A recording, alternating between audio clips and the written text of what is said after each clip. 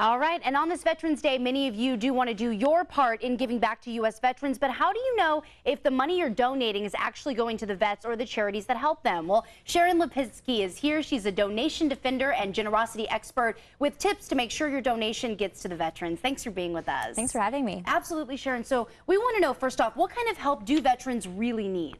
Well, you know, they make up only about 1% of the population, but they're 12% of the homeless, and their unemployment rates are higher than the national average, so they need services like job training and housing.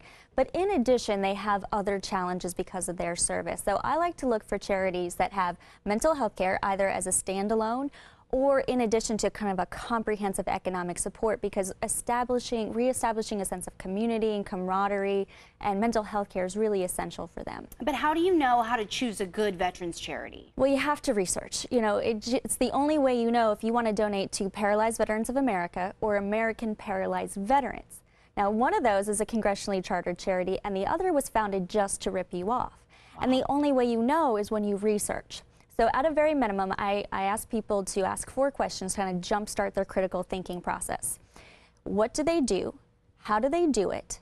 How do they know it's working? And is that something that I want to support? So start there with those 4 questions. You know, another easy way, your website is livinggenerouslyEveryday.com. Living Generously Every Day. If they go to your website, there's sort of a method that you have on there that will help them determine whether this is a legit charity, right? Yeah, so I recommend a 4-level process. So starting at that basic level with those 4 questions and then going up to research the reputation, and lots of resources online to check, like GiveWell, Charity Navigator, Philanthropedia, they're all listed in the guide.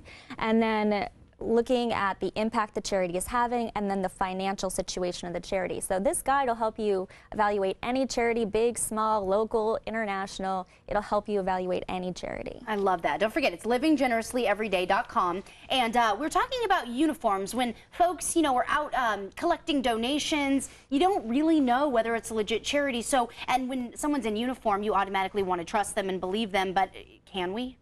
Well, most people don't know this, but by and large, the military does not allow their members to fundraise in uniform.